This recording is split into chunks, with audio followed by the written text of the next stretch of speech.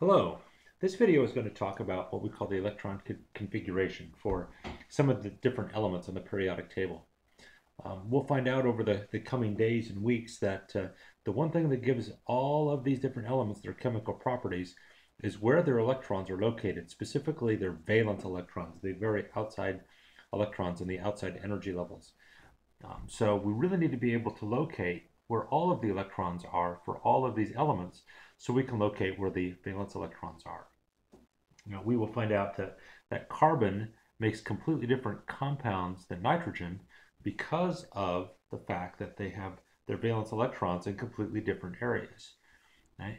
But we'll find out also that carbon and silicon and germanium and so forth have some pretty similar, at least the first several have pretty similar chemical characteristics because there are some similarities where the valence electrons are for these three elements. All right, so we're going to practice going through where to find out where the electrons are, all of the electrons are, for all of the different elements in the periodic table.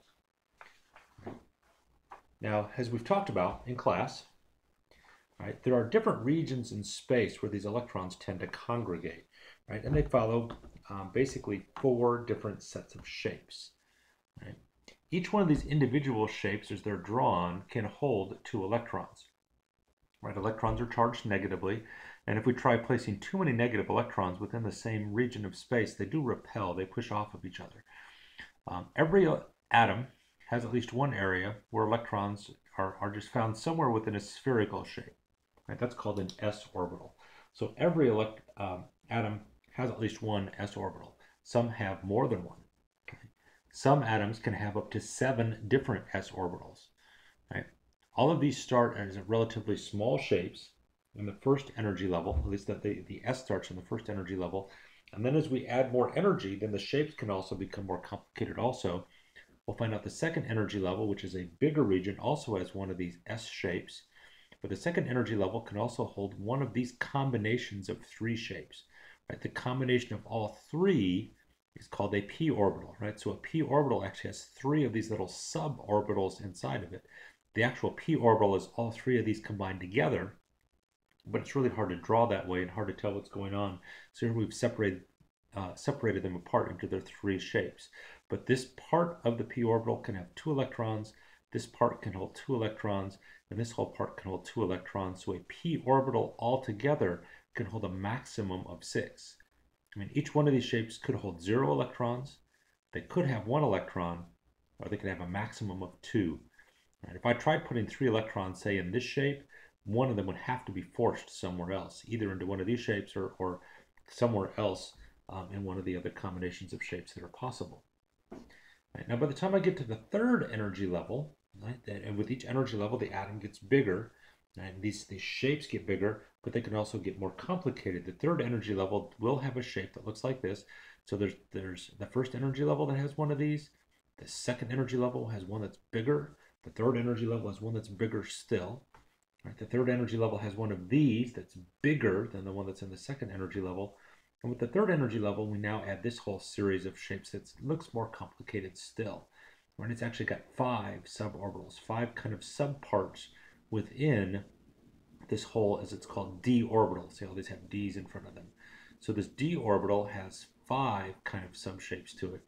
And so the third energy level has one of each of these, an S, a P, and a D. The fourth energy level, through the 7, there's actually 7 energy levels, and the fourth energy level and above can hold, if I zoom out a little further here so you can see all of them, a more complicated series of shapes yet called the F orbitals. All right, and the F orbital has 7 of these F suborbitals inside of it. Once again, each of these individual suborbitals can hold 2 electrons. So looking at these all together, okay, an S orbital of any size can hold a maximum of 2. Right? It might be empty, it might have 1 electron in, but any shape that looks like this can hold a maximum of 2 electrons. This whole combination p orbital can hold a maximum of 6. Right? This whole d orbital can hold a maximum of 10. And this whole f orbital can hold a maximum of 14. Right? Each little shape inside of here can hold 2, but once again, each shape could be empty, could hold 1. So we could have anywhere between 0 and 14 electrons in this whole combination of these f orbitals. Now, it would be nice if these things just kind of filled up in order, one of these, and one of these, and one of these, and so on and so forth. But that's not quite the case. Nature is a little more interesting. So let me just write out the order of how these things fill. So let me zoom out a little bit because I want to be able to try to kind of hold this picture here and let you see that and refer back to it at the same time. The way this works is that there is one of these that every atom has. It's called the 1s. It's a spherical shape. There can be a couple of electrons in there if I have 2 electrons that I need to place, and they're just somewhere inside of it. It's like a 99% probability they're inside this shape, somewhere. And the most they can hold is 2. So what I want to put up here as a kind of a subscript is the most electrons that we could find in there. It could be 1 or it could be 2. Right? And that first energy level, this is the only shape that it can hold. Right? Electrons need more energy to start filling up these more complicated shapes, and the first electrons just don't have enough energy to do that. But once we get to the second and third electrons, they can fill a larger one of these. We know it's larger because there's a 2 in front. The bigger a number in front, kind of the bigger the shape gets, the more energy there is. And the first electrons in that second energy level fill a bigger shape like this. Right? Then the next 6 will fit into one of those 2p shapes. Right? And the most that can hold is 6. Just a little bit, just to kind of see it better. Okay. The third energy level, we go back to one of these again, so there's a bigger one of these. Right? And then the next electrons, if we need them, there's a bigger one of these. And you might think, great, so the third energy level I said has one of these, now it's going to go to the 3D. Well, not quite. And one of the quirks of how these things work, there's actually a bigger one of these still that fills up first. It's called the 4s, right? And the first 2 electrons after the 3p will go into this 4s shape. So it's an S shape because it's one of these. If we put a 4 in front, because it's bigger than this one or this one or this one. See, all 4 of these are exactly the same shape, but every time we increase the number in front, the shape gets larger. So just as we have so far, if I have 1, 2, 3, 4, 5, 6, 8, 10, 16, 18, 20, if I have an atom with 20 electrons, the first 2 will go in a small shape like this. The next 2 will go in a bigger shape like this. The next 6 are going to go into a shape like this. The next 2 go into a still bigger shape like this. Right, the next 6 will go into a shape like this, which is bigger than the other one, right? So, because it's got a 3 in front of it. And then the next 2 will go into a bigger one of these still, the 4 in front. Then, after that shape is filled, then we jump back to this other shape that's in the third energy level. Right? This 3D fills next, and the most it can hold is 10. Right? And then we fill the 4p, right, that fourth energy level. And then, yeah, you might think, okay, we go to the 4p, and I said, then we'll go to the 4d. Well, not quite. Once again, after this thing fills, now we're going to jump, and I'll skip down a line here. We go to the 5s. After the 4p actually fills the 5s, which is still a larger one of these. Then we fill the 4d. We fill that fourth energy level that looks like this. Right? That whole combination of these, which is bigger than that combination we had back here. Right? That had a 3 in front. Now we have one that's a little larger, so we put a 4 in front. Right? And the 4s, the 4p, and the 4d, these all have about the same energy, right? Which is why they all have a 4 in front. So it kind of tells us the general size of the orbital, also kind of about the general energy of the electrons. Right? So after the 4d, then we fill one of these shapes, right, with a 5 in front, so it's about the same energy as this 5s. Then we go and jump all the way to the 6s, so another larger one of those still.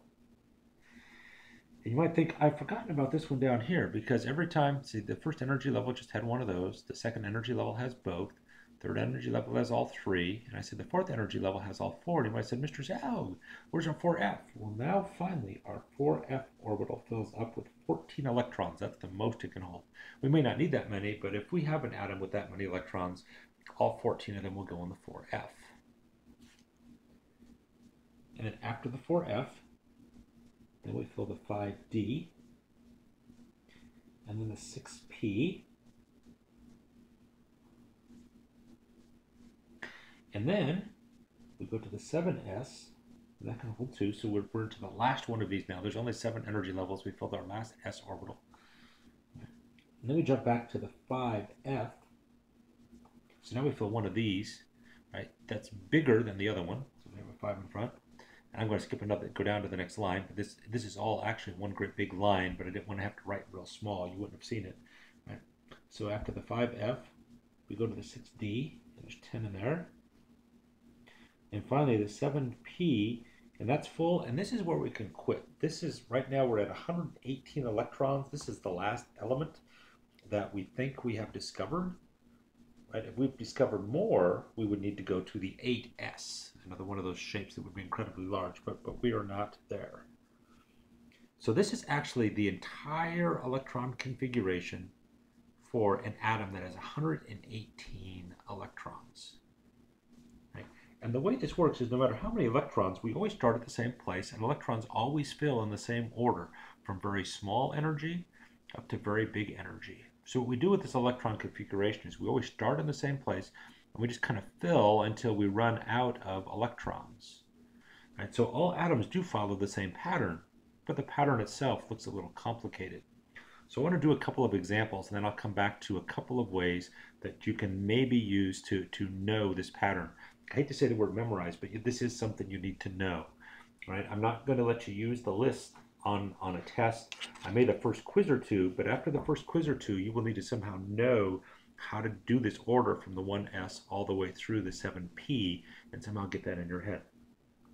So let's do a couple of examples. Let's take one like iron. It's kind of right here in the middle. If I zoom in, because as we talked about in class, the number we need is the number on top, which for iron is 26. That tells us that normal iron atom has 26 protons and also 26 electrons. So what I need to do is I need to start with my list down here, and I need to start counting and counting and counting until I get to 26, but we always start at exactly the same place. So if we look at iron, and I'm just going to write the 26 off to the side so I remember that it's got 26 electrons. The first two always go in the 1s. The next two will go in the 2s, and I'm up to 4 electrons. And then 2p6, 3s2, 3p6, which by the way, sometimes when I count, so you have 2, 4, 10, 12, 18. I might just kind of write a little 18 down here and circle it. I said that's kind of hard for you to read, but I want to write it kind of small. This is kind of a checkpoint, because if I mess up and have to go back and recount, I may not want to recount all the way from the beginning again. So every so often, you might just want to kind of subtotal and write that down there. You know, later when you're done, you can either erase it, write it in a pen. So I'm just going to kind of maybe scribble it out. It'd be nicer if you had an eraser and kind of erase it. But that way, you kind of keep track of what's going on. But anyhow, I'm at 18. I need 26 electrons. After the 3p6 comes 4s2, which gets me to 20. I have 6 more electrons. This says the 3D can hold 10, right? This D shape, this big complicated shape with these 5 different blue things can hold 10, but I don't have 10 electrons. I've actually got 6. And as we'll talk about, since there's 5 shapes, what happens is 1 electron goes in each one of these shapes. And then the 6th electron, puts 2 in that first shape, because each of those little shapes can hold 2. But I only need 6 electrons, so it ends at 3d6. And so that is my electron configuration for iron. And I'm done, because I've got 26 electrons. Right? Every atom works the same way. It always starts at the beginning of the list with the 1s, and just works all the way through the list until we end up with as many electrons as we have. This very last one is the only one that may not be full. Right? Up until that point, we have to fill every single one with all the maximum number of electrons it can hold if we're going to be in what's called the ground state. Now, there are some atoms that exist in what's called an excited state, and we'll talk more about that in the future. But for right now, we're doing what's called the ground state electron configuration. That means everything is full except the last one. Okay, now let's get back to this list. Right. We'll do some more examples in class, and for the examples, right, you can get used to doing those, but I want to talk about where this list comes from. Now, there's a couple of different ways of trying to arrange this list and making it make sense. And let's see if I can keep the list on here and yet kind of write this down below. One way is just by knowing how many different energy levels, or how many different orbitals there are in each energy level. The first energy level only has an S. The second energy level has an S and a P, and I'm going to space them out about like this. The third energy level has an S, a P, and a D. And the fourth through the seventh have, write them all out here, the S, oops, gotta be careful where I'm writing,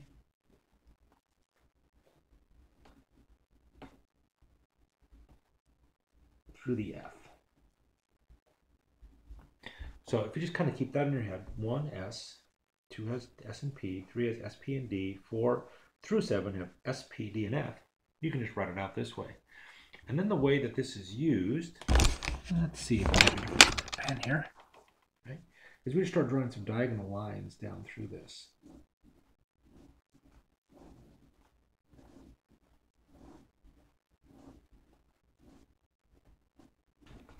Now, following these lines then tells us how to fill this list, right? My first arrow goes through the 1S. So you write that down. And you have to know that the S can hold 2. And there are some things that this doesn't necessarily tell you. I mean, what you can do is you can put 2s all the way down here, and 6s, and 10s, and 14s. You can put that on this list also, but you have to know the S's all hold 2, P's hold 6, D's hold 10, F's hold 14. I mean, if you start by 2, they just count by 4s, right? 2, and then plus 4 is 6, plus 4 is 10, right? Plus 4 is 14. That's just kind of the way the pattern works. So these all 2s, 6s, 10s, and 14s. Right? This is just the 1s. This is the 2s. That comes next. Then the 2p and the 3s, right? Just on our list. 2p and the 3s. And then the 3p and the 4s. Right? And then the 3d and the 4p and the 5s. And you can just see that that's how the list fills. So if you want to somehow put this list in your head, that works just fine. I have another way of knowing this too, and what I want to do is I want to write this list. I want to write it a little smaller to see if I can kind of get it all in one line, but I want to write it without any numbers. So I'm just going to do this.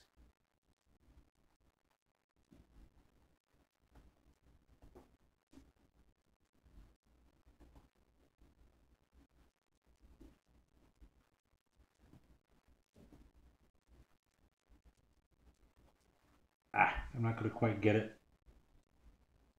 So I'm going to slide that down just a little bit. This actually goes right behind that. Now, if I were to ask you if you see a pattern, you might have actually kind of watched me draw this in kind of a specific way. You maybe didn't pick up on it, but actually I wrote down an S and S,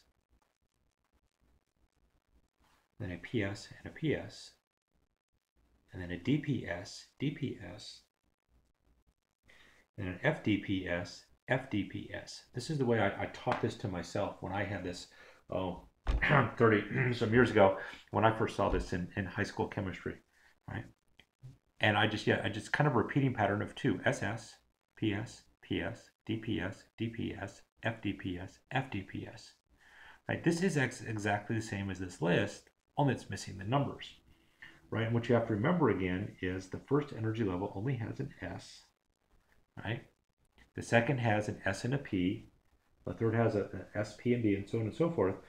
And what you have to also remember is once you use a number, you can't use it again. So if I use the 1S and have another S, I got to count up one number. So I've already used the 1 in front of the S, and now I use a 2, right? Haven't said a 2P yet, so I'm okay. I've run into another S. That's a 1, that's a 2, that's got to be a 3, right? I've used the 2p, so I always use the smallest number I can, right?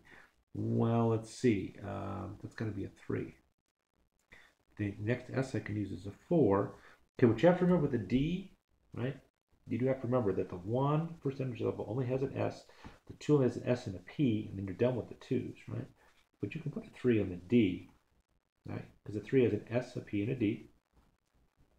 All right, then we've got a 4P. Right? Our next S has got to be a 5, because I've already used the 4. My next D can be a 4. My next P has to be a 5. See, my next S has got to be a 6, because I've already got a 5 there. Okay, then the F. You have to remember too, the first F can be a 4. So you have to know some things with this. And one is the first S is a 1, the first P is a 2, the first D is a 3, and the first F is a 4. After that, then the numbers just kind of keep filling in, right? So you have to kind of know the double pattern: SS, PS, PS, DPS, DPS, FDPS, FDPS, and the first numbers in front of these go 1. Right? The first part of the SS one is a 1. The first part of the PSPS is a 2. Right? Then the DPS starts with a 3. Right? Then the FDPS starts with a 4. So it's 1, 2, 3, 4. Kind of the beginning of each one of these repeating patterns. Right? So then, so if I'm at my 4F, right, the next D that I have available is a 5D, and then a 6P, and a 7S. The next F number I have available is a 5, and then a 6D, and a 7P, and I'm actually done with my pattern. I really don't need that last S. Okay, so that gives us the pattern down below. Now what we need to do is fill in our numbers, right? Every S is a 2, every P is a 6 if it's full, every D is a 10, every F is a 14, and you can just go ahead and fill those numbers in going across. So, yeah, I don't really have any preference in terms of how you somehow know this pattern, right? This is the pattern that you somehow need to know and get in your head very quickly. If you have better mnemonic devices, come up with a song in your head, however you want to do that, that is fine. Some sort of poem, something you can come up with, right? If it's using the diagonal lines, that's great. If you want to use this kind of repeating pattern of 2's with the 1, 2, 3, 4, that's fine too. I happen to like that one since I came up with it myself. But whatever you need to do is absolutely fine. Right? But somehow this electron configuration in the ground state for all of the atoms, the general pattern, you have to know as soon as you can. Thanks for watching.